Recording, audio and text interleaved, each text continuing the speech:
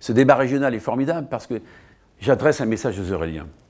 Enfin, vous allez bien vous sentir en région centre. Et demain, si je suis président de région, je serai garant du fait qu'il y ait une vraie solidarité territoriale. Quand on sera dans le Berry, on se sentira bien en région Centre-Val-de-Loire. Quand on sera en Touraine, on s'y sentira bien également, et dans l'Orléanais également. Parce que cette région a une chance formidable.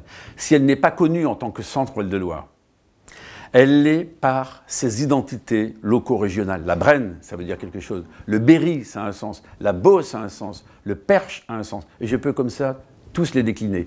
Et c'est la somme de ces identités territoriales qui va se regrouper dans ce nouveau nom Centre-Val-de-Loire pour rendre aux habitants leur fierté, qu'ils soient heureux d'habiter dans cette région. Alors sur le plan économique, on en revient au patriotisme régional, hein, c'est comme ça que vous l'appelez. Absolument.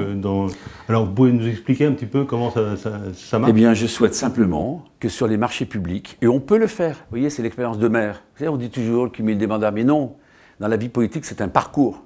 Un parcours, moi j'ai beaucoup appris, j'ai eu de chance d'être un maire bâtisseur pendant 15 ans, et j'ai appris qu'on pouvait aider les entreprises locales à être destinatrices d'un certain nombre de marchés locaux, parce que le code des marchés publics, il ne dit pas que c'est le prix le plus faible qui compte, il dit aussi le mieux disant, et donc on mettra des critères dans les appels d'offres de manière à ce que, le plus souvent possible, je dis bien le plus souvent, on puisse protéger nos entreprises locales. Je vais prendre un exemple formidable. Vous voyez, la campagne électorale, c'est un moment merveilleux. J'étais dans le Cher il n'y a pas très longtemps et je suis allé à Saint-Amand-Montrond.